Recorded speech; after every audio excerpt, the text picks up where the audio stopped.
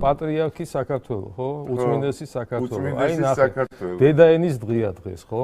78 წლის 14 აპრილი. ანუ უწმინდესი არის სულ რაღაც 4 თვე, რაც არჩეული პატრიარქად და ეს იყო პირველი განსაცდელი პატრიარქისთვის მოცემული, რომელიც მან გადალახა წარმატებით რა.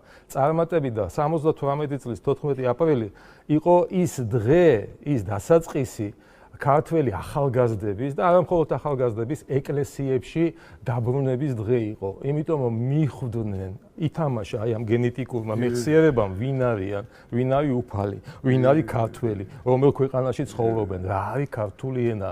უწმინდესმა ფაქტიურად კარები გაუღო მათ იმისთვის, რომ ეკლესიაში სამრევლო თემები შექმნილიყო, ხომ? მეორე ნაბიჯი მისი, ხომ? დაებრუნებინა ავტოკეფალიის სტატუსი ჩვენი ეკლესიისთვის, რომლითაც ის ასარგებლობდა და 1811 წლიდან დაწყებული, ხომ, რუსეთის უხეში და უსამართლო ჩარევის შედეგად.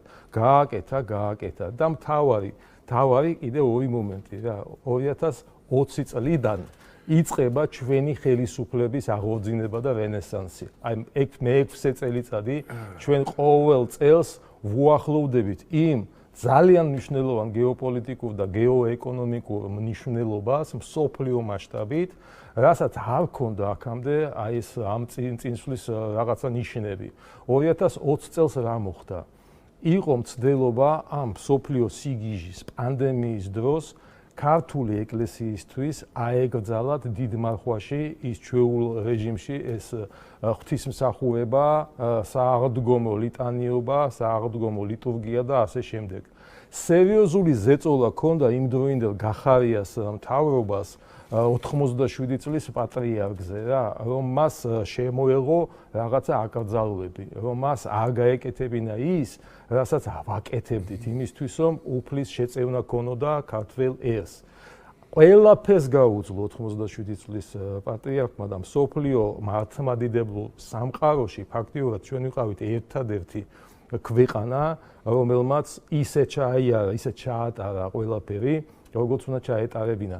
მიუხედავად იმ ფაქტიურად ვამბობ ფაშისტური წვალებისა, რაც მოუწყეს 19 აპრილს 2020 წლის სააღდგომო ღამეს გახარიას მთავრობის წარმომადგენლებმა.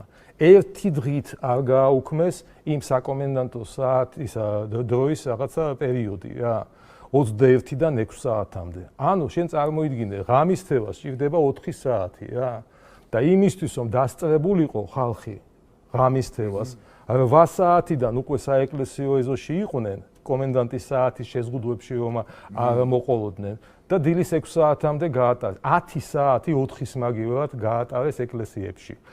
106,000 მორწმუნე ეზიარა იმ ერთ ღამეს საქართველოში. 106,000. და რა ამბავი იყო? აქედან 10 შემთხვევა ამ რა ქვია კორონავირუსის გავრცელების ერთი კოვზის ზიარების გამო და რაღაც კოვზზე ამბავი იყო. იმ დღეებში, შემდგომ დღეებში პირველად პანდემიის პერიოდიდან კლება იყო დაფიქსირებული. ეს იყო თუ არ იყო ჩვენი უწმინდესის გმირობა იყო და წელს დაუბრუნდეთ.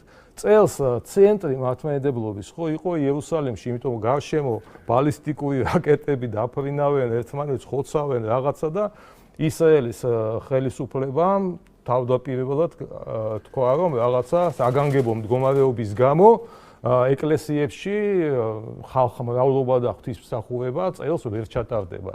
ვერ ჩატარდა, ოღონდ ვისთვის, სომხებისთვის, ვერ ჩატარდა კათოლიკეებისთვის, მაგრამ სწორედ იმ პერიოდში, როდესაც მართლმადიდებლებისთვის იწყებოდა ვნების შვიდეული და ბრწყინვალე შვიდეული, რომელშიც ჩვენ ახლა ვიმყოფებით, ხო? ეს ორკვირიანი ზავი დაუშვა უფალმა, ვისთვის მართლმადიდებლებისთვის. რათა ყველაფერი, ხო, ღვთაებრივი ცეცხლის გადმოსვლა, ლიტანიობა, სააღდგომო ღონისძიებები და ყველა ტიპის ღვთისმსახურება ჩატარებულიყო მართლმადიდებლებისთვის, ხო და აი ეს არის ის ძალა, რომელსაც ჩვენი რუსთაველის კლასტერი ვერასდროს ვერ მიხვდება, რომ იქ რატომ გამოუვიდათ და აქ რატომ არ გამოდის. იმიტომ რომ აქ არ გამოვა ღმერთს, ღვთისმშობელს, 100,000-იან და უფრო მეტ 1000-იან წმინდანთა დას ზეციურს, ხო, ამ ქვეყანაში ვერ მოერევი, ეს არის სიგიჟე რა. შენ გაქვს შესაძლებლობა, შვილო, დაო, ჩააწუდე შენი ისტორიის რაღაც სახელმძღვანელოებს, თუ ყავს ჯერ ცოცხალი ბაბუა და ბებია, იმათ კითხო რაღაცეები ალბათ გიპასუხებენ და შექმნა საქართველოს შესახებ სრულყოფილი სურათი, რომ იმის გარეშე აქ შენ შანსი არ აქვს არაფრის და იქნებ დანებდე, იქნებ გაქართველდე რა, აი გაქართველდე, ქართველობა ის კი არ არის აქვია რაღაც ცოდვა რა, იგე ბრუსელობასთან და იმას ბუდაპეშტობასთან დაკავშირებით, ეს არის ჯილდო. არ გინდა ამ ჯილდოს მატარებელი იყო?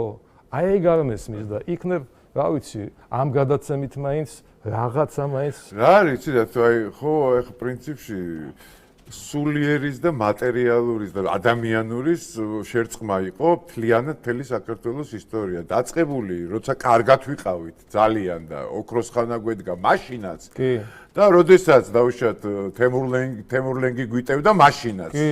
ხო, სულ აი მთელი ისტორიის განმავლობაში ვიყავით ეს. ეხლა ევროპაში, რასაც უყურებდა ლევანის ვიდეო ვანახე, ხო? აი სად არის? ახლა სად შეიძლება ვთქვათ, რომ აი ასე თუ ისე რაღაცნაირად აი ამ სულიერის და მატერიალურის ის არის, რა ქვია, შენარჩუნებულია ეს ისა რა. აი ჩვენი ქვეყნის გარდა.